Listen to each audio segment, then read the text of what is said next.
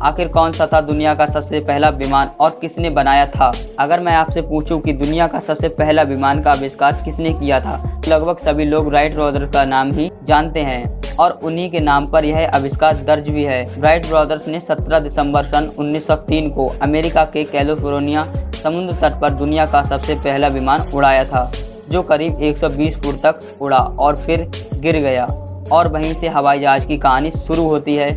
मगर दस्तावेज यह बताते हैं कि 1903 से पहले ही एक भारतीय वैज्ञानिक ने 1895 में ही एक विमान को बनाया था। जी हाँ, मुंबई के शिवकर बापूजी तालपड़े ने 1895 में मुंबई के चौपाटी समुद्र पर सबसे पहला विमान उड़ाया था। शिवकर बापूजी तालपड़े का जन्म मुंबई के चिर बाजार नामक छोटे से इलाके में हुआ। वहीं पढ़ाई लिखाई करते हुए उनकी विमान शास्त्र में रुचि पैदा हो गई। सोने पर सुहागा तो तब हुआ जब भारत के विमान शास्त्र के सबसे बड़े वैज्ञानिक माने जाने वाले महर्षि भारद्वाज द्वारा 1500 साल पहले लिखी गई पुस्तक उनके हाथ लग गई। अब तक भारत में विमान शास्त्र पर बहुत सारी पुस्तकें लिखी जा चुकी थी, परंतु वे सब पुस्तकें महर्षि भारद्वाज द्वारा लिखी गई पुस्तक के आधार पर ही लिखी गई थी।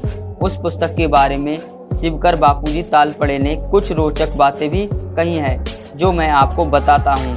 पुस्तक में महर्षि भारद्वाज ने विमान बनाने के 500 सिद्धांत लिखे हैं। एक सिद्धांत पर एक इंजन बनाया जा सकता है, अर्थात इस पुस्तक के बल पर 500 तरह के विमान अथवा इंजन बनाए जा सकते हैं। पुस्तक के 8 अध्यायों में 100 खंड हैं, जिसमें केवल विमान बनाने की टेक्नोलॉजी का वर्णन है।